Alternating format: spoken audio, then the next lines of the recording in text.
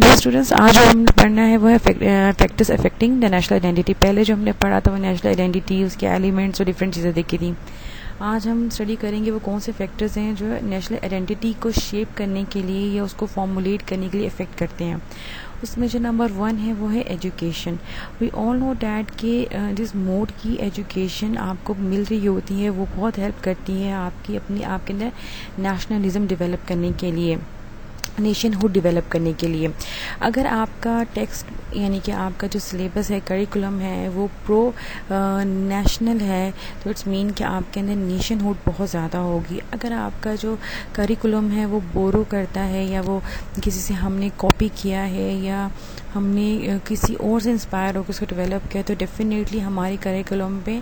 जो अफेक्ट होगा वो किसी और नेशन का होगा। फॉर एग्जांपल हम अक्सर जो है देखते हैं कि हम मिस्टरशिप्स हमारे इंटरमीडिएट में पढ़ाई जाती है और उसके लिए बहुत ज़्यादा हम रिजेंट भी करते हैं कि इस तरह के टॉपिक ये चीज़ जो है वो नहीं होनी चाहिए। कोई ऐसी चीज़ होनी चाहिए, ऐसा सिलेबस होना चाहिए जो हमारी अपनी आइडेंटिटी, जो हमारे अपने कल्चर से इंस्पायर्ड हो।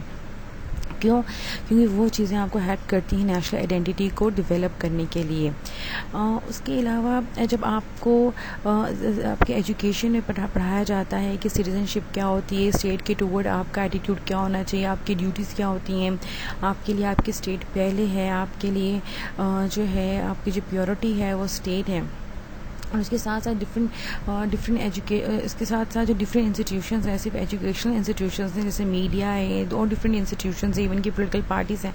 जब ये भी प्रो नेशन काम करती हैं, प्रो स्टेट काम करती हैं और आपको ये बताती हैं कि स्टेट की इंपॉर्टेंस क्या है, स्टेट के लिए आपको स्टेट की आइडेंटिटी की जो है वो इम्पोर्टेंस क्या है, तो इससे क्या होता है कि आप एजुकेट होते हो, बचपन ही से आपको पता चलना शुरू हो जाता है कि आपकी नेशनल आइडेंटिटी क्या है और उसकी इंपॉर्टेंस क्या है। मोर ओवर आपको डिफरेंट मीडिया है, डिफरेंट इंस्टीट्यूशंस हैं, वो बड़ा सिग्निफिकेंट रोल प्ले करते हैं आपको ये बताने के लिए कि आपके नेशनल इवेंट्स कौन से हैं, आपके नेशनल वैल्यूज़ कौन सी हैं, मिथ्स कौन से हैं, मॉरल बिहेवियर कौन से हैं, आपके गोल्स क्या हैं, आपके नेशनल गोल्स क्या हैं। तो ये आपकी एजुकेशन जितनी स्ट्रॉन्ग होगी, जितनी प्रो स्टेट होगी और जितनी स्टेट ओरिएंटेड होगी, यानी कहीं से कॉपी नहीं की होगी, कहीं से इंस्पायर्ड नहीं होगी, बल्कि आपकी अपनी हिस्ट्री, आपके अपने कल्चर, आपकी अपनी आइडेंटिटी की बेस पे उसको डेवलप किया होगा, उतना ज़्यादा स्ट्रॉन्ग नेशनल आइडेंटिटी जो है वो बच्चे के अंदर जो है वो डेवलप होगी। हमें पता है एक चाइल्ड होता है, वो कल को अडल्ट होता है, फिर वो एक अपनी मैच्योर एज को पहुँचता है, उससे क्या होगा, वो उसके अंदर वो एक चीज़ जो है इनबिल्ड हो जाती है, उसकी साइकी में डेवलप हो जाती है। उसको पता होता है कि मेरी ही आइडेंटिटी और मैंने इसके अकॉर्डिंगली ही काम करना है। अच्छा, अब डिफरेंट रिसर्चेस की गई कि किस किस्म की एजुकेशन जो है वो स्टेट में इम्प्लीमेंट होनी चाहिए। रिसर्च के अकॉर्डिंगली यहाँ पे क्लियर का डिस्टिंक्शन है between the patriotic education and critical education. जो पेट्रियाटिक एजुकेशन होती है वो क्या करती है, क्या एक feeling of pride, respect toward your state institution such as your king, monarch, prime ministers, national symbol, आपके मसाजिद के टुवर्ड, आपके चर्च के टुवर्ड डेवलप करती है। और जो पेट्रियाटिक एजुकेशन है वो आपकी नेशनल हिस्ट्री को ग्लोरीफाई करती है, वो आपकी हिस्ट्री बेस होती है, वो आपकी हीरो बेस होते हैं कि आपकी हीरोज़ कौन कौन से थे, आपके नेशनल प्राइड कौन कौन से हैं, वो आपकी स्टेट के टुवर्ड जो है ना अल्टीमेट वैल्यूज़ को इंक्रीज़ करती हैं। जबकि जो क्रिटिकल एजुकेशन होती है वो क्या करती है, वो सिर्फ आपको जो है डिफरेंट जो मॉडर्न जैसे कि कॉन्सेप्ट है, जैसे सिविल सोसाइटी है, डेमोक्रेसी है, इनका क्रिटिकल एनालिसिस, ये कैसे डेवलप हुए, मिलिट्री क्यों है, मिलिट्री का क्या इफेक्ट है ऑन द प्रेजेंट कंट्री, इस तरह की चीज़ों को जो है ना यानी कि क्रिटिकली चीज़ों को इवेल्यूएट करना सिखाती है। तो अगर आपने नेशनल आइडेंटिटी को स्टेट में डेवलप करना है तो आपको अपनी एजुकेशनल सिस्टम में ब्लेंड लाना पड़ेगा पेट्रियाटिक और क्रिटिकल दोनों एजुकेशन। क्रिटिकल एजुकेशन क्या है कि वो आपको मॉडर्न एजुकेशन है जो आपको स्टेट की बाउंड्री से अबव होकर सोचने पे मजबूर कर देती है, जैसे कि इंटरनेशनलिज्म है, इंटरनेशनल रिलेशंस हैं, इंटरनेशनल अफेयर्स हैं। जो पेट्रियाटिक है वो आपको जो है विद इन द स्टेट की बाउंड्रीज जो है वो स्पेसिफिकली आपको बाउंड कर देती हैं। तो आपकी जो मॉडर्न एजुकेशन है जिसमें आपकी नेशनल आइडेंटिटी डेवलप हो सकती है वो दोनों ही एजुकेशन का ब्लेंड होगी। जो सेकेंड इम्पॉर्टेंट एक्टर है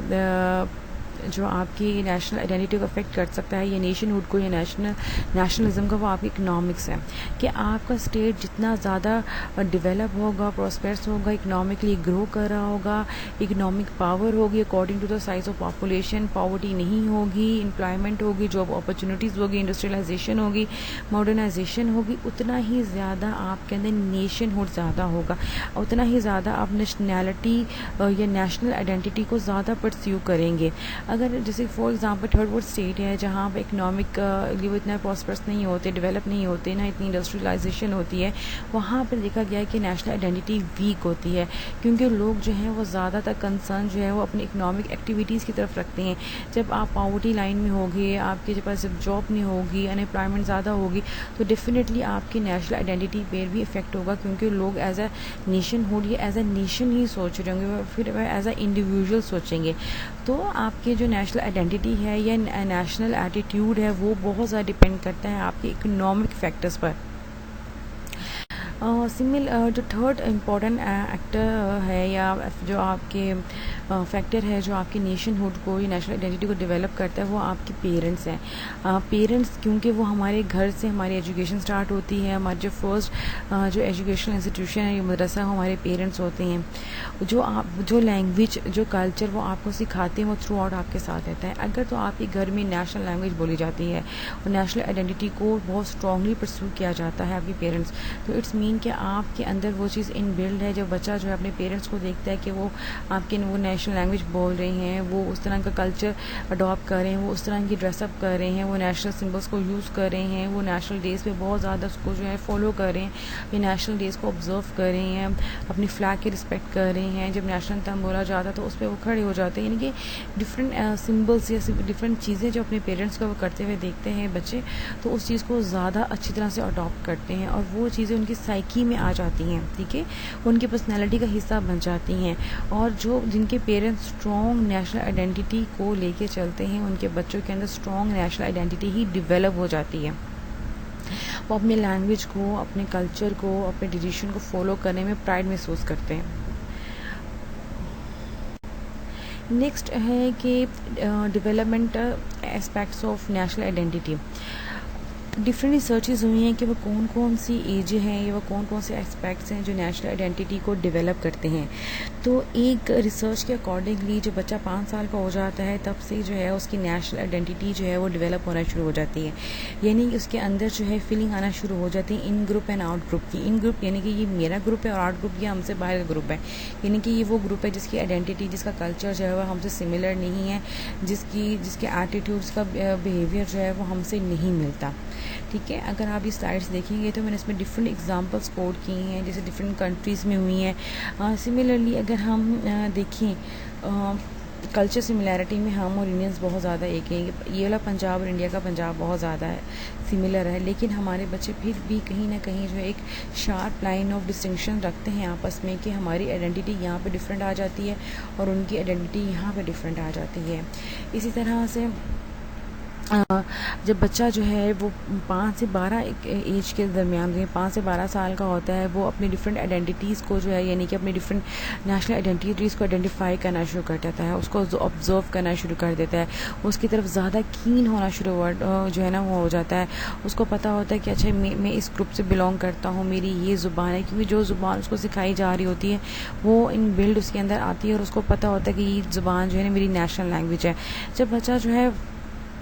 5 से 12 साल का यूथ तभी वो नेशनल सिंबल्स को, नेशनल हीरोज़ को, नेशनल लीडर्स को जो है फॉलो करना शुरू कर देता है। और ये वो एज होती है जब बच्चा स्कूल में भी जाता है तो स्कूल में भी डिफरेंट इवेंट्स हो रहे होते हैं, डिफरेंट एक्टिविटीज़ हो रही होती हैं, डिफरेंट सिलेबस के अंदर बाकायदा नेशनल हीरोज़ के बारे में क्वेश्चन किए जाते हैं, उनकी स्टोरीज पढ़ाई जाती हैं, उनके बारे में बच्चों को नॉलेज दी जाती है, डिफरेंट डेज़ को ऑब्जर्व किया जाता है। जब बच्चा 12 साल से अबव हो जाता है तो वो पर्टिकुलरली इस काबिल हो जाता है कि वो अपने आप की अपनी ज़ुबान, अपनी लैंग्वेज, अपने हैबिट, अपनी साइकोलॉजिकल ट्रेंड्स, अपने पॉलिटिकल रिलीजियस बिलीफ को जो है परस्यू कर सके और वो बिल्कुल क्लियर का डिस्टिंक्शन कर सकता है कि जी ये मेरे नेशनल आइडेंटिटीज़ के सिंबल्स हैं और ये उनके नेशनल आइडेंटिटीज़ के सिंबल हैं। और जब वो 12 साल से अबव होता है यानी कि जब 15 ईयर्स का होता है तो वो क्या करता है कि उन नेशनल सिंबल्स को, उन नेशनल ट्रेंड्स को, उस नेशनल आप जो एलिमेंट्स से उसको बाकायदा जो है प्रैक्टिस करना शुरू कर देता है। यानी कि जैसे कि हम देखते हैं हमारे यहाँ पर 14 अगस्त होता है तो बच्चे बाकायदा उसको सेलिब्रेट करते हैं, ड्रेसेस बनवाते हैं, डिफेंस डे होता है, हमारा ऑब्जेक्टिव रेजोल्यूशन डे होता है, 23 मार्च का दिन होता है। तो डिफरेंट डेज़ पे जो है हमारे यंगस्टर्स, हमारे बच्चे, हमारे एडल्ट जो हैं वो बाकायदा उन सिंबल्स को प्रैक्टिस कर रहे होते हैं, उनको बाकायदा एक्सरसाइज कर रहे होते हैं, उनको बाकायदा एग्जिबिट करते हैं कि ये हमारे जो है कल्चर का या हमारी जो है लाइफ का हिस्सा है। तो ये थ्रू आउट द एजेस चीज़ें जो हैं वो बढ़ती हैं। तो जो साइकोलॉजिस्ट हैं, जो रिसर्चर, वो कहते हैं कि बच्चा जब 5 साल की उम्र तक पहुँचता है, यानी जब 5 साल का होता है, तब वो इस काबिल होता है कि वो अपनी नेशनल आइडेंटिटी को प्रिजर्व भी कर सके, अपनी नेशनल आइडेंटिटी को परस्यू कर सके और अपनी नेशनल आइडेंटिटी के ऊपर बात भी कर सके। अच्छा, जब 12 से 16 साल की जो एज का होता है तो उसकी वो जो एक बच्चा होता है या टीनेजर जो होता है वो एक पॉजिटिव एटीट्यूड डेवलप करता है इन ग्रुप के टूवर्ड, ठीक है, और उसके अंदर एक फेवरेटिज्म का भी एक एलिमेंट आ जाता है। और इस सालों में वो सीखता है कि उनके जो ग्रुप के लोग हैं वो पॉजिटिव नेगेटिव पर्सनैलिटी ट्रेड्स क्या रखते हैं, क्या चीज़ें अच्छी हैं, क्या चीज़ें बुरी हैं। वो जो है बाकायदा एफर्ट करता है ये सीखने के लिए कि उसकी जो है ग्रुप में कितनी ज़्यादा होमोजेनिटी है, यानी कि कितनी ज़्यादा यकसानियत है। वो बाकायदा अपने जैसे लोगों को ढूंढता है, उनको जो है आइडेंटिफाई करता है, उनके अंदर अपने ग्रुप की जो है ना क्वालिटीज़ देखता है, और इस तरह जो है ना वो आइडेंटिटी उसके अंदर और स्ट्रॉन्ग होती जाती है। अब देखिए थ्रू आउट द वर्ल्ड जहाँ भी उर्दू बोली जाती है, आप अनकॉन्शियसली आप कंसिडर करते हैं अच्छा ये उर्दू स्पीकिंग है तो ये पाकिस्तान से बिलोंग करता है, ये हमारी लैंग्वेज से बिलोंग करता है। शलवार कमीज पहनता है तो ये पाकिस्तान से बिलोंग करता है। इसी तरह वो हमारी पर्सनैलिटी, हमारी साइकी के अंदर चीज़ें डेवलप हो जाती हैं कि हम अपने जैसे ग्रुप के लोगों को फिर ढूंढना शुरू कर देते हैं, यानी कि ताकि हम अपने ग्रुप के अंदर होमोजेनिटी यानी यकसानियत जो है वो तलाश करना शुरू कर देते हैं। तो ये आज का जो लेक्चर था एक्सटेंशन थी लास्ट लेक्चर की, जो नेशनल आइडेंटिटी का हमने लेक्चर स्टार्ट किया था। मुश्किल नहीं है, हमने इसके एलिमेंट्स देखे, डिफरेंट एस्पेक्ट्स देखे, फिर हमने फैक्टर्स देखे, उसकी डेवलपमेंट कैसे होती वो देखा। अच्छा स्टूडेंट्स, जो आपका